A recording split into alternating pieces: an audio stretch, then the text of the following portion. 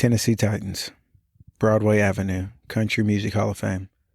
These are probably a few of the things that you think of when you are thinking about Nashville, Tennessee. Well, on today's podcast, we have a Nashville native, Taylor G., a remote physician recruiter who has been working as a recruiter for the past 5 years, 3 of those years being remote. She graduated for her undergrad from Arkansas State University, and then she moved back to Nashville in 2014, where she dabbled in a startup for a few years before switching to healthcare. On today's episode, she gives you the blueprint of what it takes to be in her career field and some advice she would give to somebody that is going into remote work. I hope you enjoy the episode.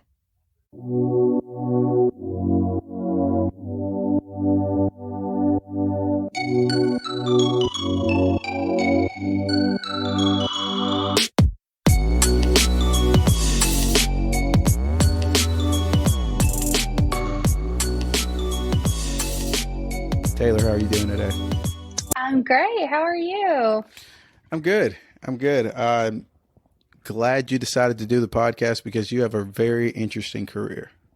No, thank you. When I saw your call, I was like, well, I'm a remote worker, and I bet a lot of other physician recruiters haven't reached out. So I'm going to see if I can help out anyway.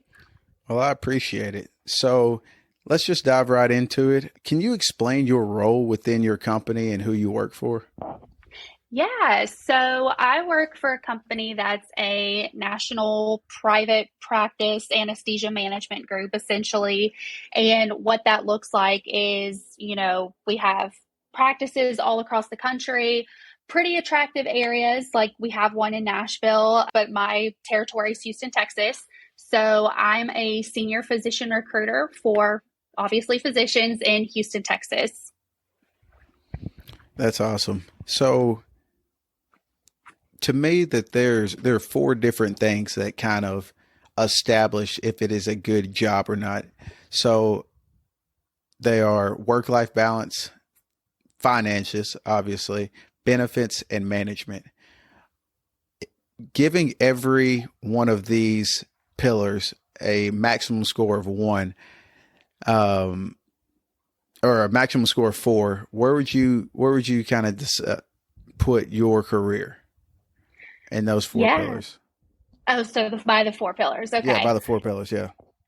So for work-life balance, out of 4, I would give it a 3.5. It's great. I love it. The only reason why I wouldn't say it's a 4 out of 4 is because it does require some travel and a lot more in the heavier seasons. And I'm kind of coming out of that right now. So I'm like burnt out on traveling. And I say that as I'm heading to Houston tomorrow. But overall, work-life balance is great. And when we go into schedules and kind of my day-to-day, you can kind of see that.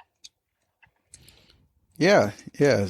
So I think that from just my experience on every job that I've worked so far leading up to the job that I have now, I don't think you're ever going to be perfect as far as like 4 out of 4 on everything. There's always room for improvement. No matter where you work, it's still work, So that's encouraging to hear that. So what about management?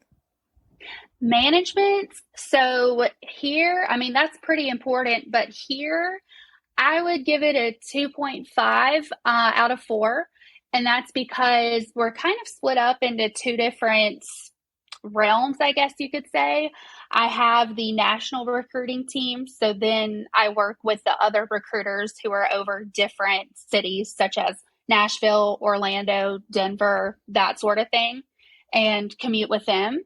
And then in my other realm, I'm working directly with the Houston office.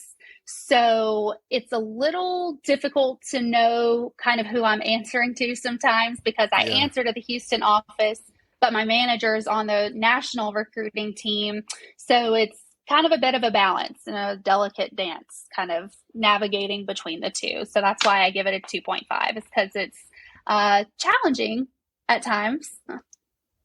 Absolutely. And the position that I had before the one I'm currently doing now, I was over 32 people, and managing people is just a hard job. It's just a hard task to do.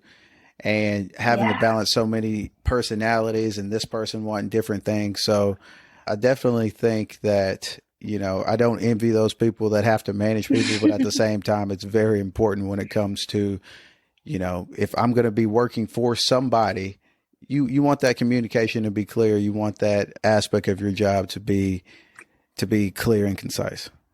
Yes, and I have a great manager. She's super great. She's always there. She's helpful. It's just sometimes I have to listen to someone in the Houston office and then sometimes her, and sometimes their answers don't match up. So it's kind of difficult navigating that. But I do have a great manager, and you made a great point. There's all kinds of personalities and management styles too. Absolutely. So just continuing to work our way through the pillars. Benefits. What kind of Yeah. benefits does it have, from a, okay, insurance type of thing, but what benefits do you have just having this job in general as far as being able to work remote? Ah, okay. That's a good question.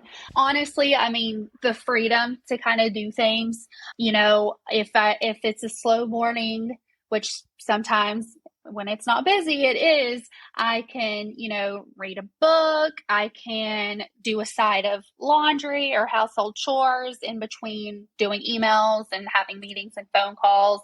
Um, let's see. Another benefit most people don't think of is with the travel. I'm racking up a ton of travel points. So building Okay. loyalty with hotels and airlines. So you have to stick with one. You're either a Hilton or a Marriott person, and then you pick your loyalty to which airline you want to fly with, and you kind of build points that way. So I fly with Southwest because Nashville is a hub. I have A-list status, which is very exciting. I'm close to getting a companion pass, so my boyfriend can come on trips with me for free. And I have status with Marriott as well. So that's some of the perks that you don't really think about, but when you do travel with work, that's it kind of eases the headache of the travel. So where's the coolest place that you've ever traveled for work? Ooh, so it wasn't with these jobs. I actually was not a physician recruiter when I went here, but I got to go to Bar Harbor, Maine, which is it's about a couple hours from the tip of the Canadian coast. It's near, or it's Acadia National Park. So that was just super beautiful. I loved going up there. I went up there at great times of the year around August and then again in October. So that's probably the coolest place that I've been to for work.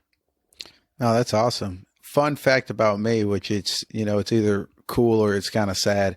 I've actually never flown commercial before.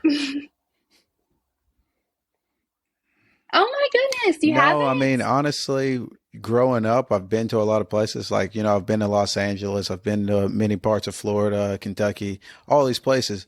But my family was just a big driving family. So took Uh-huh. us 2 days to get to Los Angeles. I have family up there, and we went to Disneyland when we were up there. And then the first time that I was actually gonna make that leap and get on an airplane, COVID hit. So I was Oh. scheduled to go to New York and see one of my wife's best friends up there, and we just have never rescheduled anything that's required us to fly. So I'm still waiting on that first trip to be on an airplane. Oh, you're gonna, well, hopefully love it. Some people get scared, that sort of thing. But if you were excited about it before, y'all should definitely take the trip. Yeah, I've got a few pilot buddies that have taken me up in airplanes, but I mean it's like 20 minutes away driving, so it's like a 7 minute flight. Like we flew from Jonesboro to Manila. So I've been in an airplane, just haven't had that commercial experience just yet. Yeah. Well, it can be a little troublesome. So if you ever need any tips or tricks when y'all do take the trip, you can holler at me. Absolutely. Okay, so the last pillar that we've got to go through is financial compensation. We want to be able to work jobs that we love going to, but we're here for to be able to provide a life for ourselves as well. So how does that rank in from 1 to 4? Yeah, so this will be my top one, 3.8. It pays pretty well. It's, comfortable, but in previous roles, you have a base, and then a lot of companies that I've worked for would be incentive driven. So you hire X amount of doctors, you get paid X amount. So it's kind of variable in that way. My salaries have always been different since I've been physician recruiting, just because of the incentives, that sort of thing. And then in this role, I have worked my way up to a senior physician recruiter role. So I have a bit higher of a base now, and then I still get some incentives, but I'm not paid upon how many physicians I hired that year. It's kind of a little bit of a more quantitative and qualitative decision on kind of how the incentives are paid out. So it's paid pretty good if you're interested in physician recruiting. Absolutely. So do you think, and this is just kind of like an off the wall question, do you think the amount of remote workers, remote jobs has increased since we've had the pandemic? Absolutely. Definitely. I think some industries, and I'll use physician recruiting as an example, or recruiting in general, doesn't have to be doctors, just recruiting in general does not have to be on site, and you can do this job remotely. So a lot of companies, work life balance, remote work is kind of a buzzword now. A lot of people want that option. And if your job can do it and you can perform the tasks, hold yourself reliable working from home, then yeah, I think a lot of people realize that you can do your work from home. Absolutely. And, 10, 15 years ago, it was kind of unheard of to have a remote job. So I was just curious if you thought that, being someone that works remote now. Do you think that you ever see yourself working back in an office, or you think remote work is just kind of your jam right now? I would never want to go back to an office again. I love working remote, and it's nice when you have your own little setup, your own little office, decorate the way you want. But, like right now, I know we're on a podcast, so you can't see me, but I've got on like a workout outfit. I've got my hair down, not wearing any makeup, and I don't have to wear real clothes every day, which is nice Right. too. That's another benefit of it. And then as far as the, human piece of it all, my boyfriend works from home as well. He's in tech sales. So I feel like I have a little office mate here, but I do go into the office down in Houston about once a month. So I get that face to face time, which is great. And I know I mentioned we have an office here in Nashville too for the Nashville team, and they have invited me to come down there and work sometimes. And I will every now and then. I'm going to go in a couple of weeks when some other leaders from our team come into Nashville. So that's nice. I'm not isolated, if that makes sense. Absolutely. I'm sure it's a great change of pace from, being able to be in your home and make a living and work, to be able to have that face to face interaction with people every now and then. So what does Yeah. what does a typical day look like for you? I'm curious. Yeah. So, I mean, it really depends, which every day is kind of variable. I do start around 8 a.m. I check my emails that came in from overnight. If I had applicants apply via some sort of job boards, or my contact information's on LinkedIn and on these certain job boards, they just email me, reach out to me directly, get back with the candidates. Typically around 9 a.m. It doesn't take a whole hour to check emails. I will go get a coffee or grab some breakfast if I don't, have any at home. Like I said, some of the other benefits are time. I will start some household chores, maybe sit and read a book. Usually I have 1 to 2 meetings spread throughout the day, and they're all at varying times. So one day on a Wednesday, I may have one at 10 a.m. And then on that Thursday, I may have one at 1:30 p.m. So it's never quite consistent. And then, the crux of what I do is if I do have an applicant reach out, you set up a time to get them on the phone to learn about them, share some information about my practice as a whole, what we can offer in Houston, and, just really connecting with them. Doctors work all hours of the day. So sometimes I may talk to them super early in the morning. Sometimes I talk to them like when I'm cooking dinner. And honestly, everywhere in between. Sometimes there'll be a noon call, a 4 call when they're getting out of the OR and that sort of thing. So it really is all super variable. And then you have days like tomorrow where I will be getting up very early to drive to the airport and fly to Houston for a day full of meetings. So it's a little give and take.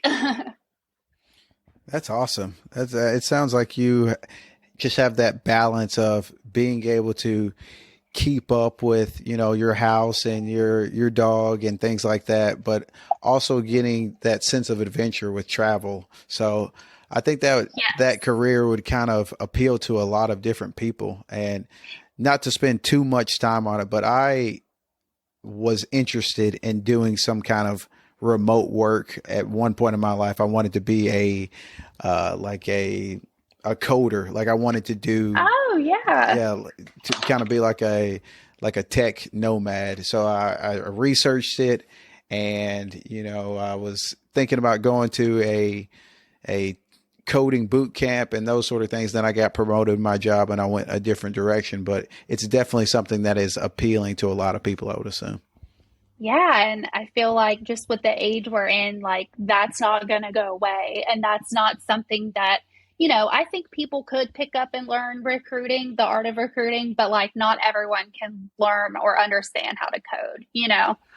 Yeah, absolutely. Absolutely. And it still may be something that I dabble in later.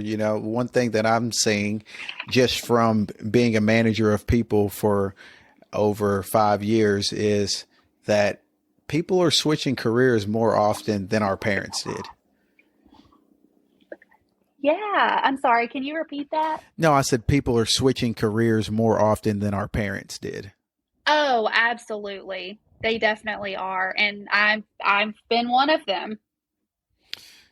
Yeah, my dad has actually worked for the same company for 35 years, and that was just kind of the thing is you get a job, you work at that job, you retire at that job, and then, that's Yeah. life. So I think with the millennials down, we are seeing a lot more people are being more curious as far as careers go. And that's kind of one of the things that sparked me to make this podcast was let me get in front of people, let me get on a Zoom call with someone, talk about their career, see how they carved out a way to be able to get there and get that information out to people. Yeah, and I can get into kind of the story of how I got into it later, but it's something I truly just fell into. Yeah, yeah. So I definitely want to get into your origin story. So, like I said in the introduction, you went to Arkansas State University. That's where we met, I believe. So don't kill me if I get this wrong. Were you AOPI in college? I was, Okay, yeah, okay. I was thinking it was yeah, between that or Chi Omega, but I was leaning AOPI. So yeah. can you tell us a little bit about your experience in undergrad and kind of leading up to college? Yeah, so I grew up half in Nashville, I was born and raised here.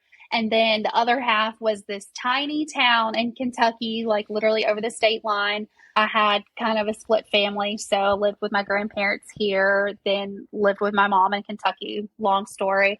But, as a child, I did exciting things all the time. Like I was always doing something fun and adventurous. And I definitely started traveling early. I was a competitive cheerleader growing up.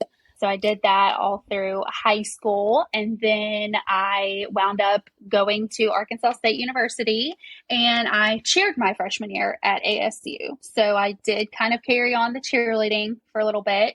I also rushed AOPI my freshman year, which was super great, so much fun. And, at that point in time, I had been cheerleading for so many years and I did it, loved it. My goal was to be a college cheerleader. After I completed that, I was like, you know what? I can say I did it. I enjoyed it. But now I want to focus on life as a college student and enjoy getting a little bit more involved in the sorority. So I kind of worked my way up throughout the years in various leadership positions. Within the sorority and student leadership on campus as well.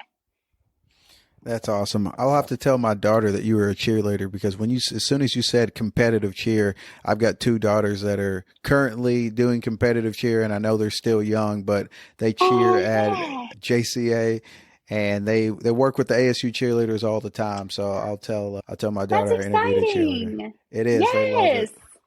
So awesome. That's great. I hope they stay with it. Absolutely. My oldest loves it. She's actually at cheer practice right now, so Aw. she just tumbles and flips all over the place all the time.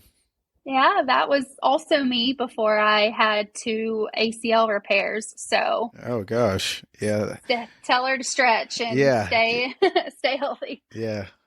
Okay, so we talked a little bit about your experience. What was your degree actually in? Yeah, so technically it is a journalism degree, but it fell under strategic communications. So that's why I went that route. I think now Arkansas State offers a public relations or strategic communications degree, but when I was there, it technically all rolled up under journalism. So my degree is bachelor's in journalism. Okay. What are the top three things you learned from that degree? Oh, I learned that I did not want to be a journalist. Okay. um, I love reading, I love writing, but the act of, like investigative journalism, just it's a lot of fact checking. I'm kind of someone who likes to more embellish things or like, talk about the superfluous details of things, and I'm not just straight to the point. So that's kind of where I was like, oh, journalism, fact checking, that's not really my thing. Something I wished I did kind of explore a little bit more when I was there was they had like the broadcasting, you know, I don't program, I guess you could say. Yeah. So, I know someone who was in classes with me is now like a news reporter for, I think she's in Tucson, Arizona. So, and then there was another one who I saw last that she was in Greensboro, North Carolina. So there's at least two who graduated from that program that went on to become news reporters. So I wish I gave it a little bit more time or took a couple more classes in that because that could have been fun. But I was pretty dead set on wanting to go into public relations and strategic communication before I enrolled at Arkansas State. Yeah, that's awesome. And now that you're kind of telling me a little bit about your backstory, I can kind of see the journalism aspects because I have to brag on you a little bit. You're probably the most prepared podcast guest I've ever interviewed. Oh, well, thanks. That makes me feel good. Yeah, when you sent that document over, I was like, wow, she made life just super easy. Now, I'm not saying that, it always has to be that way, but just having that structure, I kind of work better with. So I appreciate that. Yeah, you're welcome. I like structure too. So, okay, continuing on the college train here, what are some of your favorite memories from college? So this is tough because, I mean, it's like the days are short or the days are long, but the years are short when you're in college. Honestly, the people I met along the way are family now, some of my best friends. So it's tough to just nail down one memory, with them. But one thing I'm glad you mentioned that you remembered I was an AOPI now, because one awesome memory I had was my junior year, I was a new member educator, which means you're kind of teaching the new pledges, like the way that you do things in your sorority, about your sisterhood, that sort of thing. So I was the new member educator, one of two for AOPI, and there's a competition every year for the pledges called Cream of the Crop, where the newest class of members compete for that title essentially. And the whole time I was at Arkansas State, AOPI never won that title. So when I became the new member educator, I was bound and determined to, have our girls win. And so my other new member educator and I put together this awesome routine, and AOPI wound up winning that award that year. So I was super excited when they were crowned Cream of the Crop of 2000, I guess it was 2012. Well, that's awesome. That's awesome. It sounds like you had as much fun in college as I did. I definitely met some of my best friends were from college. It's funny because when me and my wife have been married for about 6 years now, and we didn't have a traditional wedding. We just kind of got married at the courthouse. And then we were like, Yeah. once we get more established in our careers, we'll go back and renew our vows. So on our 5 year anniversary, we renewed our vows. And I just remember having 10 groomsmen Oh, yeah. at my wedding. So she met a lot of friends just from her experience in undergrad and grad school, and I had a lot of friends as well. So we had 20 people with us on that day. So friends becoming family is something I can definitely relate to. That's awesome. That's definitely a big party for sure. But that's so A- much fun. Absolutely. So if you weren't currently doing your job now, what would you say your dream career would be? Oh, so I saw myself. This is a tough question. I kind of did it for a little while. I was interested in weddings and party planning, and I went that route when I came out of college, and that was a lot of fun. But I've learned that I'm more of a bigger picture kind of person and not minute details. Again, I should have realized that with the whole checking thing, but I don't like the whole detail thing that you really want your wedding planner to be. I really got into the side of, working for a wedding magazine. So I am a published writer in a wedding magazine. So I got to write some fun pieces about different venues or different trends in the wedding industry at the time for this wedding magazine and put together a style shoots. So I got to kind of pick some work with different vendors to put together photo shoots for the magazine. And I got to be in some of them. So that was really fun doing that. I enjoyed my time with it. I didn't make a ton of money doing it. It was kind of like in between gigs, part-time jobs. And I had the opportunity to buy into a franchise for a wedding planner based out of Myrtle Beach. And then I also, at the same time, had the opportunity to jump to corporate healthcare. And at that point in time, I was like, I think I'm going to go the healthcare route instead of, being my own manager, I guess you could say. Yeah, yeah, that's crazy because I can kind of relate to the wedding industry a little bit. Me and my brother actually have a bartending business still that we bartend weddings on weekends and different things Oh, like that. So, it kind of keeps you social. yeah. So that's cool. That's cool. I didn't realize that you did that. Yeah, I did it for a couple years, but that doesn't have anything to do with physician recruiting, which is why I didn't really, Yeah. prepare for Yeah. it. So I'm going to backtrack a little bit because I had one more kind of college related question that I wanted to ask you as we're talking about coming out of college and doing different things. So I've got a quick story after I ask you this question about advisors. So did you feel like that when you were at your time at Arkansas State, and I know you went to grad school as well, that your advisors were helpful on your journey going through school? On my journey going through school, yes, I really felt like they prepared me and helped me pick the right classes for my path. I love them. I know some people would go through advisors and change them when they change majors and stuff, but I had the same one all 4 years. Now, when you had asked, did they do a good job setting me up for post graduation?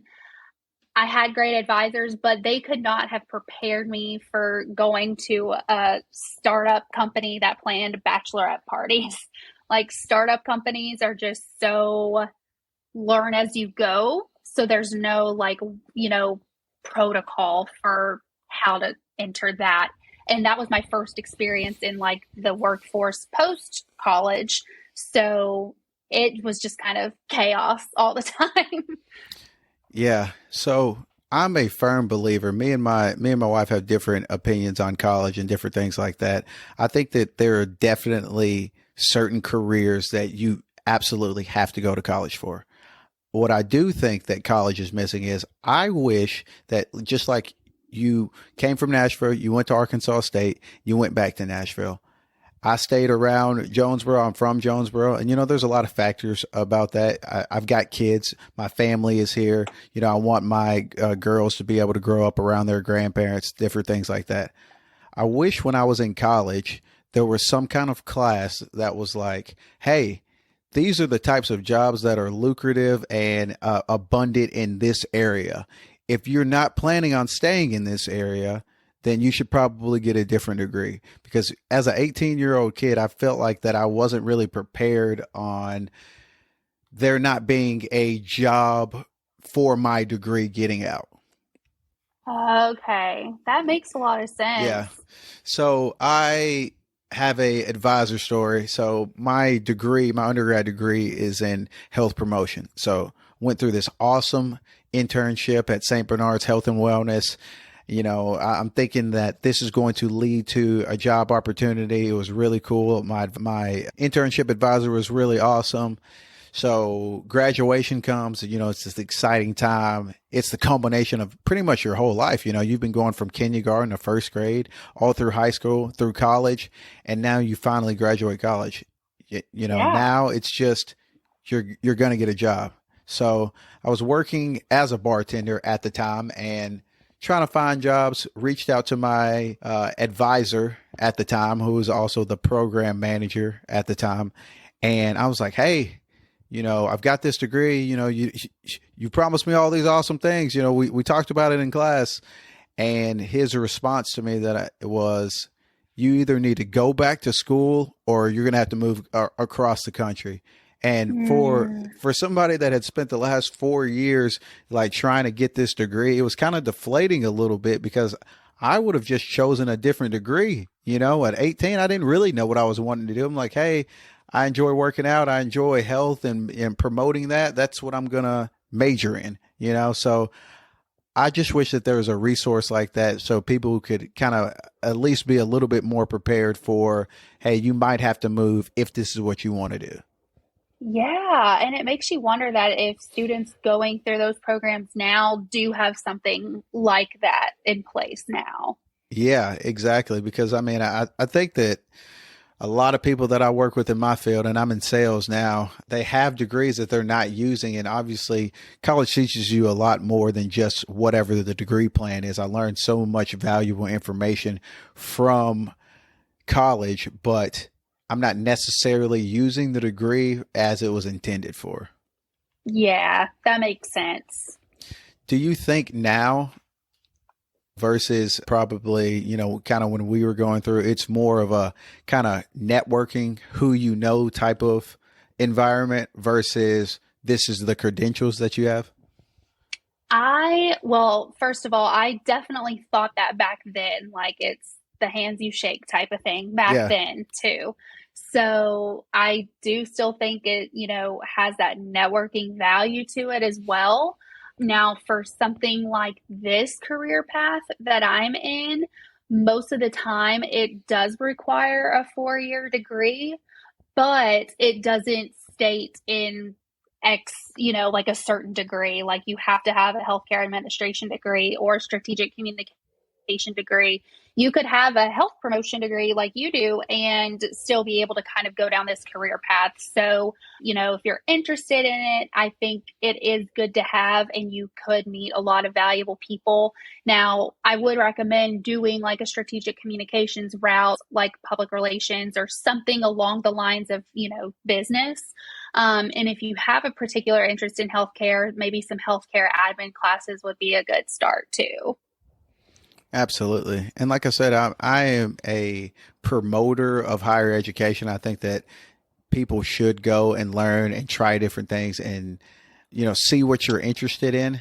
I just think that, there are alternate routes, which is kind of why we're doing this podcast. And it was very valuable information for you to say, yes, you would recommend getting a degree in these things, because I think that's something that people that are interested in doing this career can go ahead and start setting themselves up to being on the road to do that. Yeah, absolutely. And just for those who, you know, haven't done that or aren't just going into college, like it's not too late, because I didn't find this career path until I was 26 years old. So it's not too late if you're already working now. And even if you're our age, if you're, 31, 32, like it's still not too late. Absolutely. So when you finished undergrad, did you ever see yourself going back to college for grad school?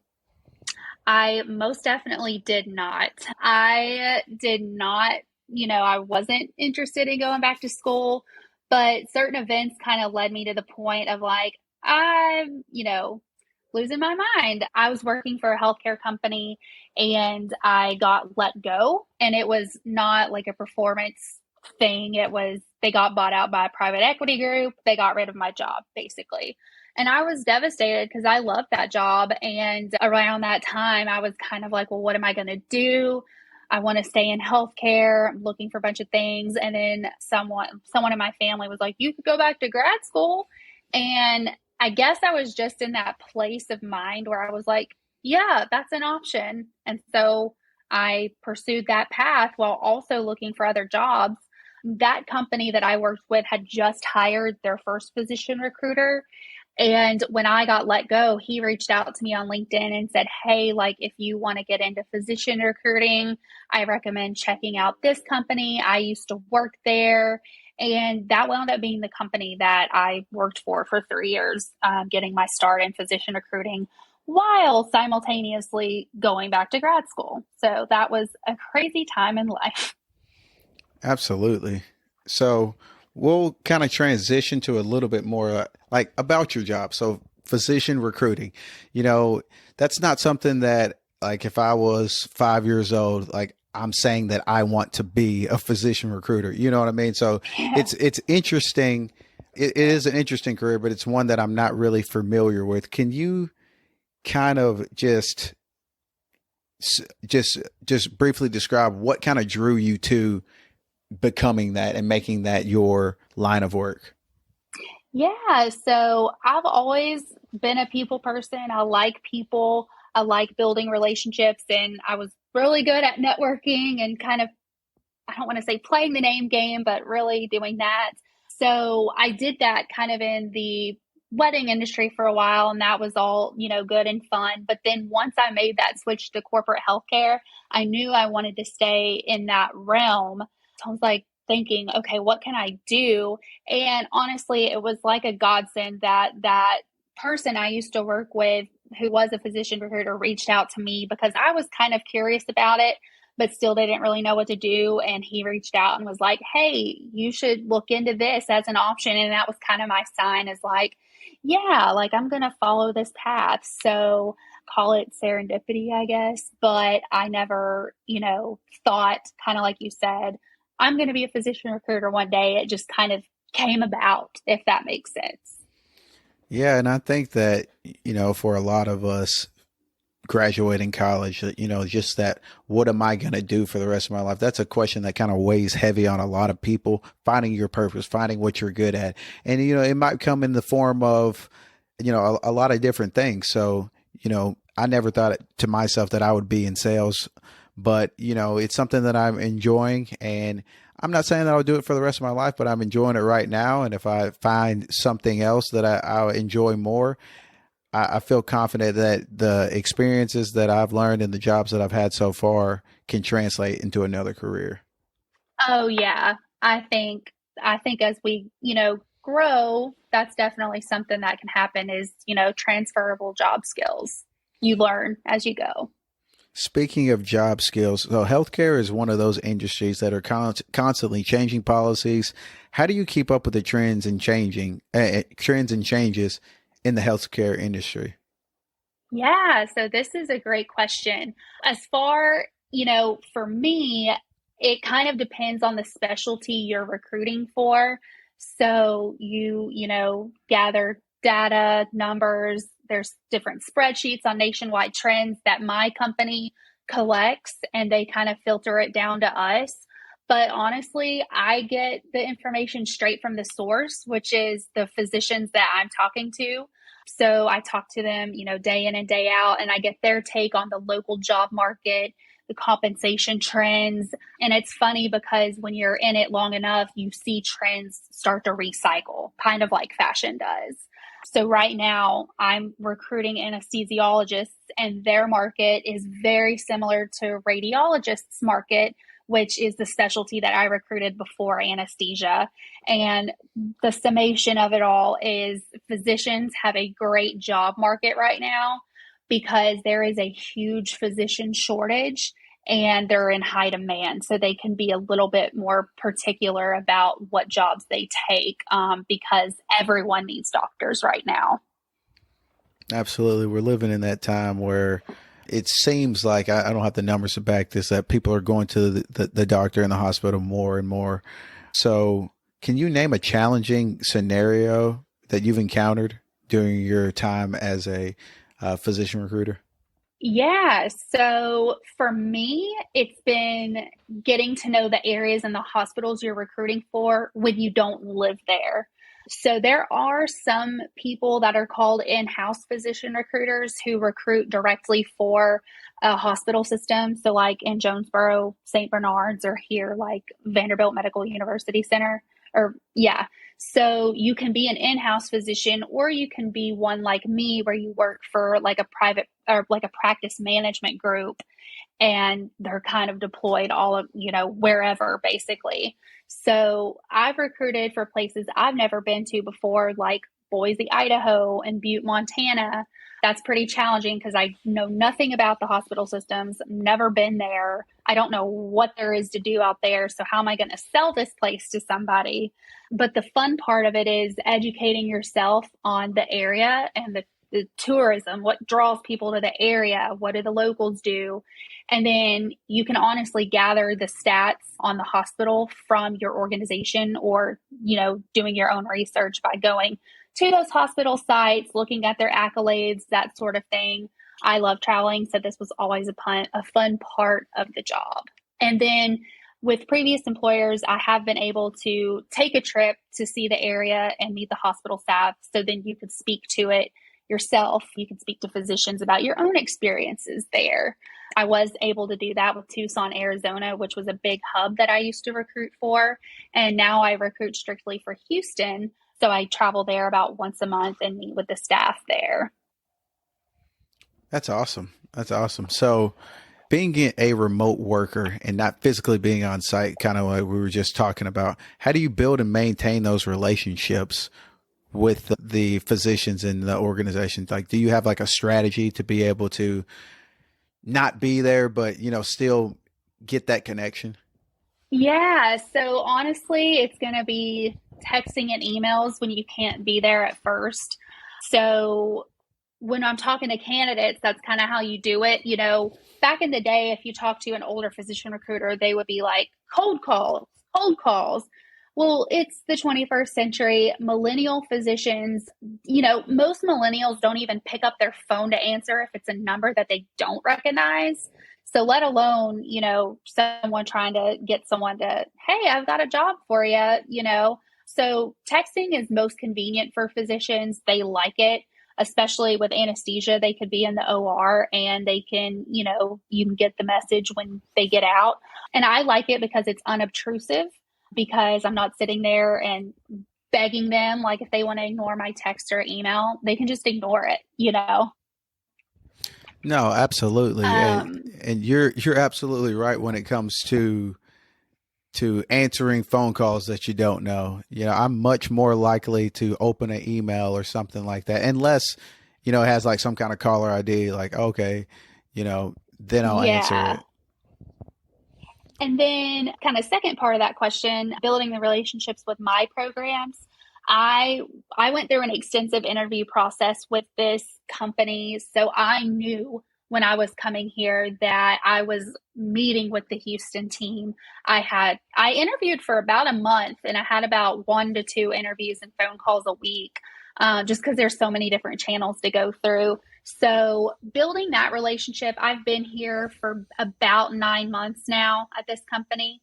So, I'm still building those relationships, and being on site in Houston really helps because I get to learn things that doesn't come my way when I'm sitting here in Nashville. Like I just pick up different things in the office, So that's really helpful. And, I'm still building those relationships even now. But yeah, it's kind of a work in progress always. Absolutely. And speaking of work in progress and things that are always changing, technology. I feel like there's a new app, there's a new way to be able to make something more efficient, whether it's Chat GPT, some kind of, new version of Zoom. Can you discuss what technology or tools that you find crucial to being more effective as a remote physician recruiter? Yeah. So I personally love using LinkedIn Recruiter. That's a great tool to use to kind of network with physicians in certain areas that you're working in. I also use very specific job boards. So there's all kinds of job boards for, us, like Monster. LinkedIn is a great job board, actually. I don't even know. I can't even think of job boards off the top of my head right now. ZipRecruiter, but there are specific ones to different medical specialties. And I work on one for anesthesia specifically called Gaswork. I actually got a physician in today from Gaswork who saw our posting, and she attended college in Arkansas when we did. So small world. Oh, absolutely. Yeah. Absolutely. And this was a question I didn't ask earlier. So what made you want to come to Arkansas State? Yeah. So my dad actually lives in Pocahontas, Arkansas, which is a very small town. If you don't know where it's at, it's about an hour-ish north of Jonesboro. Yeah. Very small town. So my dad lives there. Long story short, my senior year of high school, I was going to go to the University of Kentucky and audition to be a cheerleader there. I tore my ACL my senior year. I was basically out my whole senior year because of that surgery. So I was like, well, and I was trying to decide what I wanted to do at the time. And when I decided on like public relations, strategic communications, UK did not have that at the time. And I was like, I want to join a sorority. I don't have to do that at UK because they don't even have the major I want. Simultaneously, my dad was like, hey, we have a program or a school here about an hour away that has what you want to do. They have sororities and that sort of thing. Why don't you at least look into it? And I thought, I'm not moving to Arkansas. Like, are you crazy? And I wound up going for a campus tour. And after that tour, I was like, yeah, I'll move to Arkansas. And I don't regret it one bit. It was so great. It's so interesting how people that have never really like explored the Arkansas area have of what it's like down here. Like I hear a lot of people that come up here for college and they just have this idea of what it would be like, coming down here. So it's refreshing to hear you say that they got you in the campus tour, they recruited you to be Yeah. a Red Wolf for those 4 years. So that's a really cool thing to hear. Yeah. And I guess part of me was jaded because I was from Nashville, a big city, and then I had to go to this small town in Kentucky and I didn't want to go. So in my mind, I was like, Arkansas is going to be like another Kentucky. Yeah. And I was trying to get away from Kentucky. So that was kind of why I had that jaded opinion, I guess. And then when I went and saw it for myself, I was like, oh, this is great, actually. Absolutely. So we talked a little bit about COVID and its effect on how it affected the workplace. So one thing that they kind of went over in my benefits meeting, it's open enrollment time at my job, Hmm. was the option to be able to see your doctor via like telehealth. So like they're saying how somehow they can do your whole physical over the internet, and it just takes like 10 or 15 minutes to be able to get it set up. And one of the draws from that is you don't have to pay copays. Do you think that with more physicians opting for this kind of at home type of service, is this affecting the healthcare industry? Ooh, this is a good question, and I don't know if I have an answer. I mean, I don't know if affecting is the right word, but it's definitely changing the Yeah, industry. absolutely. And because it's providing accessibility to people who may not be, you have access to Wi-Fi, you may not have access to a ride if you're younger, or a car to take you, transportation to take you to your appointments. So yeah, I think that it's changing in a good way. When it comes to the physician workforce, I don't see how that changes things, just because I personally recruit for anesthesia. And when I recruit anesthesiologists, their role is there to put you under while you're being operated on, whether it's having an epidural because you're having a baby, or you're having a knee surgery like me, or a cosmetic procedure, or open heart surgery, a transplant, anything. So those physicians can't work from home. Like, they have to be there at the OR. So that's kind of the experience I have with it.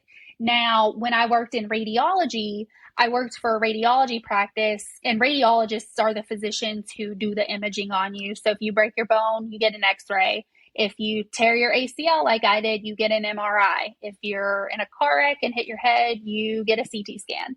So they do the imaging basically. And the practice that I was working for when I recruited for radiology was a teleradiology practice.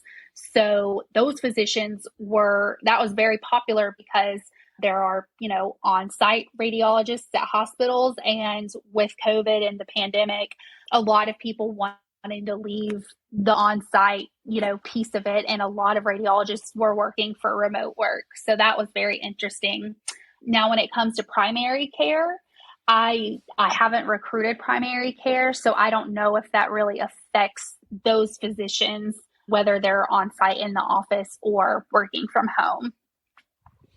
I got you. It's just, this whole interview has just been very fascinating because it's kind of opening up the door of something that I didn't really even know existed, and kind of just just peeking behind the curtain of, what you get to do every day. So Yeah. one of the sayings that is big in the medical, I mean, not in the medical, the mental health field, that my wife always tells me is sharing crap, which means celebrating really awesome people. So can Oh, you give okay. us a success story that you've had in your job? Yeah. So this, I'm trying to think of which way to go with it, because I, help physicians, I help them find jobs and connect with them. They're always great recruiters too. So really tapping into that network, which is great. But one story in particular that makes me feel good is my radiology practice had a physician, a father who worked in Illinois. He did not work for he worked for the company I worked for, but I was over the remote practice, and he worked for a practice in Illinois. So different practice, but still my company. And his son reached out to me. His son was a fellow or a resident at Yale in Connecticut, and he had followed the radiology residency as well as his father's footsteps. And he reached out to us because he was interested in our company. And I worked with him. I met with him in person on a trip, actually, met with him, and he wound up signing with that radiology practice. And so him and his father get to work for the same employer doing the same thing, which I thought was really cool, kind of being able to carry on the family tradition. And I helped kind of, help with that. No, that is incredible. And I don't know if I mentioned this earlier, but my dad has worked for Coca-Cola for 35 years.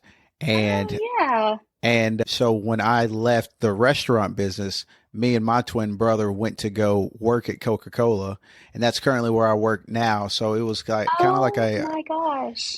yeah, it was kind of like a whole family thing that I was really proud of. There was a point where my brother was in one department, I was in another department, and then my dad was in a third department, and we got to share that bond of being able to see each other all day at work. So it's been really cool being able to work with family. So I can definitely resonate with that. And for you to be able to be the person that kind of made that happen, that's a really cool story. I appreciate you sharing That's that.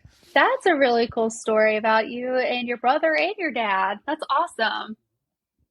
Yeah, absolutely. As I get older, family starts to become more and more important to me. So Yes. It's definitely something that ranks at the top of that list. So, can you describe is there certain skills or qualities that you believe to be crucial for success in this field based on your experience? Yeah, I mean, first and foremost, you definitely need to be a people person. And, some people are like, I hate people. I want to, lock myself away. And some people are like, I'm totally a people person. But it's not just about liking people. You have to not be scared to really get to know them, ask them questions to better understand what the physician is looking for and what is motivating their job search. Why are they looking in Houston, Texas? A lot of people I talk to are from there, so they want to go back there. A lot of other people, like their spouses, it's a huge medical community in Houston, so their spouses are getting jobs there, so they're looking for jobs there. And then you have other people who are like, I've just never been. I'm looking at like 15 different cities across the country type of thing. So you really have to understand their motivations, why they're looking for that job. And in a way, recruiting is a form of sales, so you can't be scared of rejection either, and you will get a lot of no's. Now, to be a great physician recruiter, I think learning more about your specialty you're recruiting for and those respective markets will help you be on top of your game. So, like, I never recruited anesthesia before I came to this job 9 months ago. I'm still learning a lot about it. And when I was working for the radiology practice, I felt like I could have conversations with those radiologists as good as I could have without having gone to medical school myself. So if you can speak the lingo and understand it, they'll open up to you more because they trust you. Absolutely, and that's really valuable information, and that's kind of why I wanted to put this episode out because one, being in remote work is its own sector. Being a physician recruiter is its own job. So if someone is kind of interested in the space, this is kind of a blueprint, if you will, on how they can get there based on someone who's already doing this in the field. Yeah, I hope I can be a help. Absolutely. So what is some advice that you would give to somebody? Let's say this person's 18 years old. They're considering the exact career path that they want to be a remote physician recruiter. Based on your experiences, what's the quickest way to be able to get there? Yeah, so honestly, like start applying for jobs. Most of the time, you won't land a physician recruiter job on the first try. It's kind of something you work your way up to. So, ways around that are you can start recruiting other healthcare professionals, maybe such as RNs or therapists or licensed practical nurses, and then you can work your way up to physicians. And you don't even have to start with healthcare recruiting. You can recruit other things like IT or maybe not, executives, because I feel like that's going to be very kind of specific, like physicians are, but like IT people, HR people, recruiting just different kinds of people, getting your feet wet is a great way too. But if you want the healthcare focus, there are ways to kind of get in that with like nurse recruiting, therapist recruiting, that sort of thing. As far as the job search goes, you can search for talent acquisition, talent scout jobs, sourcing jobs, or even junior recruiter roles.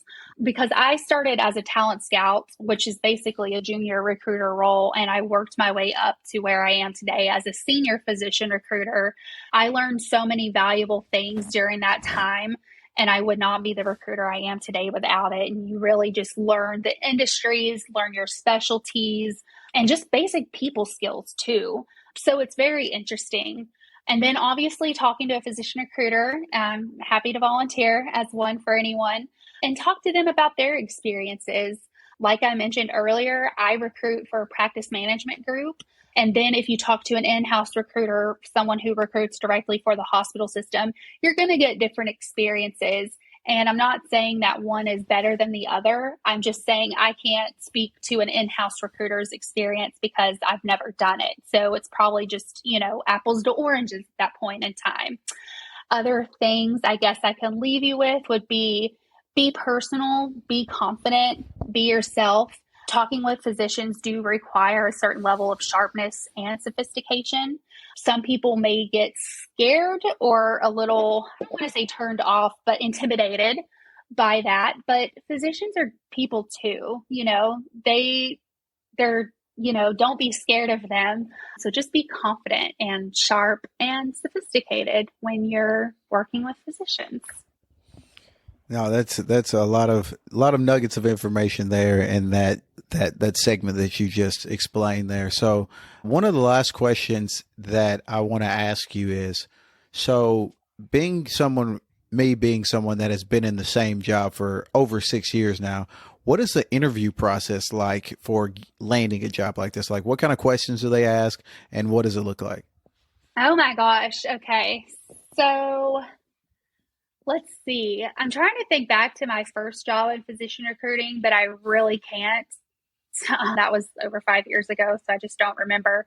But in this role, this may not be super helpful because I'm in a senior role, so it may not be helpful for someone starting out. But it was more about kind of situational things. Of course, they want to do, culture checks, make sure you're going to be a fit, that sort of thing, personality wise. But, it was really having conversations, this interview process, about what I've done historically for other groups and kind of my thought process. Because coming into Houston, this practice in particular has done things the way they've done it for a long time. And they're having okay results, but they want to be better and they need help getting better.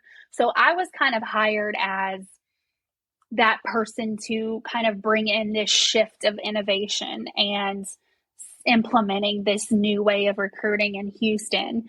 And I'm 9 months into this role and we're just now really starting to do that because there's a lot of things in play. But my interview with this company was really situational things like, what have you done in previous roles in this way or helped this happen? And how do you think strategically to change some things? So they were really trying to get through or understand my thought processes on things. And some feedback I've gotten from my boss or manager over the past 9 months is, we hired you for this exact kind of out of the box thinking that you have.